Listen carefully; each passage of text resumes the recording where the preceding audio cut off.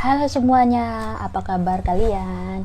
Pada kesempatan ini di channel Perempuan Timur, saya ingin membahas tentang bagaimana suara perempuan terhadap kasus pelecehan seksual yang dilakukan oleh pastor atau imam. Desas-desus kasus pelecehan seksual yang dilakukan oleh pastor atau imam sudah saya dengar sejak saya berada di bangku SMA. Bahkan sampai sekarang kasus pelecehan seksual yang dilakukan oleh imam atau pastor terkesan ditutup-tutupi oleh uskup, gereja, bahkan otoritas tertinggi yang seolah-olah melindungi pelaku pelecehan. Bagaimana dengan para korban? Di sini saya ingin lebih menekankan pada korban perempuan.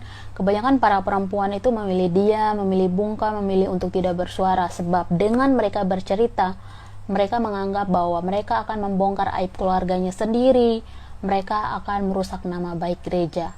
Jadi lebih baik mereka merahasiakan cerita tersebut, menyembunyikan pengalaman tersebut, dan butuh waktu bertahun-tahun agar mereka itu berani bersuara atas pelecehan yang mereka alami.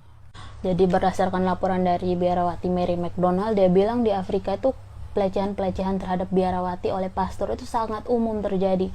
Bahkan ada beberapa biarawati yang sampai hamil, kemudian mereka itu dipaksa untuk melakukan aborsi atau pengguguran kandungan. Mengerikan sekali ya kalau kita bayangkan orang yang aborsi itu kan bisa sampai meninggal tuh. Baru-baru ini kita juga dikejutkan oleh kasus pelecehan dilakukan oleh pengurus gereja terhadap anak-anak di bawah umur di Depok, Jawa Barat, dan juga di NTT. Itu ada seorang sastrawan yang memprotes mengapa gereja itu sangat lamban sekali mengurusi pastor-pastor bermasalah itu. Kekerasan-kekerasan terhadap perempuan itu adalah manifestasi penyalahgunaan kekuasaan. Para imam atau pastor itu sangat kami yakini mereka adalah pelayan gereja yang baik-baik, anak-anak Tuhan, dan mereka itu adalah tulang punggung gereja. Mereka sangat kita yakini mempunyai kecerdasan spiritual yang lebih tinggi. Tapi mengapa mereka masih saja melakukan pelecehan? Apalagi mereka itu sebelum menjadi pastor, mereka sudah mendeklarasikan kaul kemurnian, di mana mereka tidak boleh aktif secara seksual, tidak boleh melakukan pelecehan. Kasus-kasus pelecehan yang diungkap oleh beberapa orang dengan pastor atau imam menunjukkan bahwa gereja tidak kebal terhadap diskriminasi dan kekerasan. Dan seolah-olah di sini seperti kata Luther, dia bilang gereja itu persekutuan orang-orang berdosa yang diselamatkan. Mengapa? Karena pada kenyataannya gereja itu yang seharusnya melindungi korban, menegakkan keadilan bagi korban, justru melindungi pelaku pelecehan.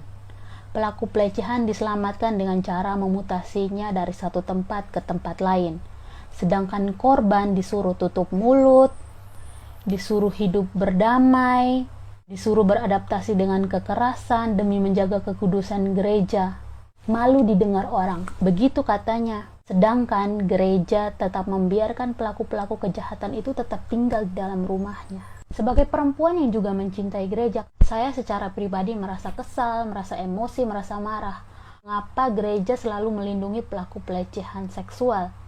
Apakah kasus pelecehan seksual ini dianggap sepele dibandingkan dengan kasus-kasus lainnya di gereja? Orang-orang sering bilang begini kasus-kasus begini nih jangan sampai orang luar tahu. Jadi kita harus jaga kerahasiaannya dan kita harus jaga eksistensi gereja Katolik. Jangan sampai ada pihak-pihak luar yang mendiskreditkan para biarawati yang selama ini mereka dianggap sebagai pelayan gereja. Ini nih masalah kejahatan. Jangan sampai ada orang-orang pilihan yang merasa bahwa mereka itu bisa melakukan apa saja. Harusnya kita bisa mengaplikasikan dalam kitab agama bilang Yesus adalah jalan kebenaran. Jadi di zaman modern ini kebenaran itu harus ditegakkan, bukan ditutup-tutupi.